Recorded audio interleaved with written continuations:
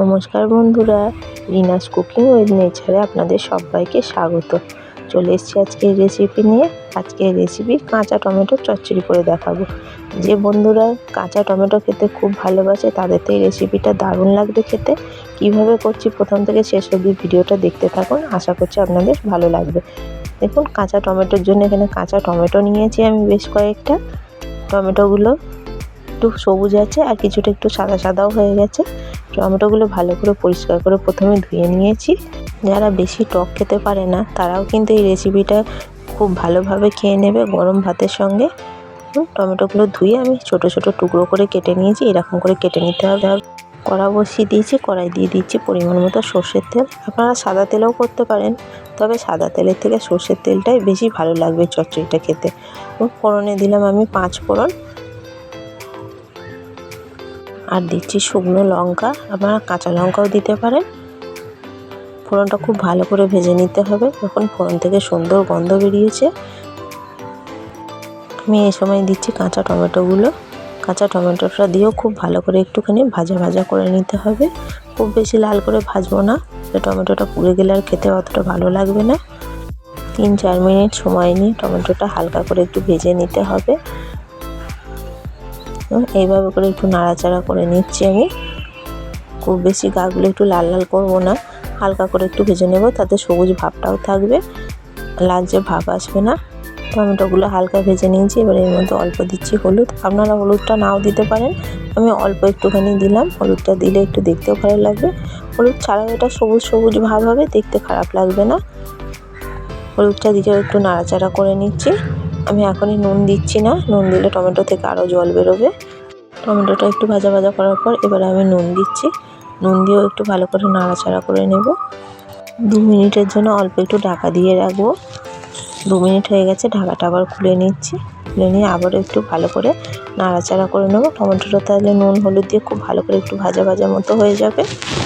সময় আমি এর মধ্যে দেখুন কাঁচা লঙ্কা, সর্ষে আর পোস্ত বেটে নিয়েছি।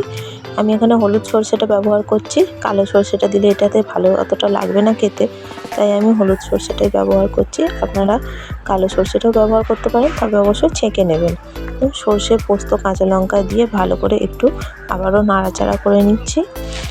এভাবে করে একটু নাড়াচাড়া করে নিতে হবে। সর্ষে বাটাটা দিয়েও একটু ভালো করে ভাজা ভাজা মতো করে নিয়েছি। সর্ষেটাও একটা কাঁচা গন্ধ থাকে, একটুখানি নাড়াচাড়া করে নিলে এটা সর্ষের কাঁচা গন্ধটাও চলে যাবে। ভাজা ভাজা করে নেওয়ার পর আমি অল্প করে এর মধ্যে জল দিয়ে দিচ্ছি। জল দিয়ে একটু ভালো করে সব একসঙ্গে মিশিয়ে নিচ্ছি। খুব বেশি জল দেবো না, অল্পই জল দেবো, কারণ টমেটো এমনি জলীয় জিনিস, এটা থেকে আরও জল বেরোবে। এটা এবার ঢাকা দিয়ে দিচ্ছি। ঢাকা দিয়ে 2 মিনিট মাঝারি আঁচে ভালো করে সেদ্ধ করে নেব, তাতে টমেটোটা সেদ্ধ হয়ে যাবে। 2 মিনিট হয়ে গেছে। 2 মিনিট পর ঢাকাটা খুলে আবারও নাড়াচাড়া করে নিলাম একটুখানি। দেখলাম টমেটোটা সেদ্ধ হয়েছে কিনা। টমেটো একদম সেদ্ধ হয়ে গেছে। এভাবে একটু গায়ে যে জলটা রয়েছে সে অতটা জল রাখবো না, আমি একটু শুকনো শুকনো করে নেবো। কড়ার মধ্যে একটু নাড়াচাড়া করলে যে টমেটোগুলো গোটা গোটা আছে ওগুলোও একটু মাখো মাখো হয়ে যাবে। আর টমেটোটা আমি শুধু করলাম, আপনাদের যদি ইচ্ছে হয় এর মধ্যে অল্প একটু সরু সরু করে আলুও কুচিয়ে দিতে পারেন, তাতেও খেতে ভালো লাগবে। যারা খুব বেশি টক পছন্দ করেন না, এর মধ্যে অল্প আলু দিলে ভালো লাগবে। কারণ আমি এখানে 1 চামচ মতো অল্প চিনি দিচ্ছি। চিনিটা দেওয়ার কারণে কাঁচা টমেটো যেহেতু এটা, তাই টক মিষ্টি ঝালটা ব্যালেন্স হয়ে যাবে। আর একটু মিষ্টি মিষ্টি ভাব থাকলে টমেটোর ঝালটা খেতেও ভালো লাগবে। এখন টমেটোগুলো আমি খুব বেশি গলিয়ে ফেলিনি, বেশ একটু গোটা গোটাই আছে।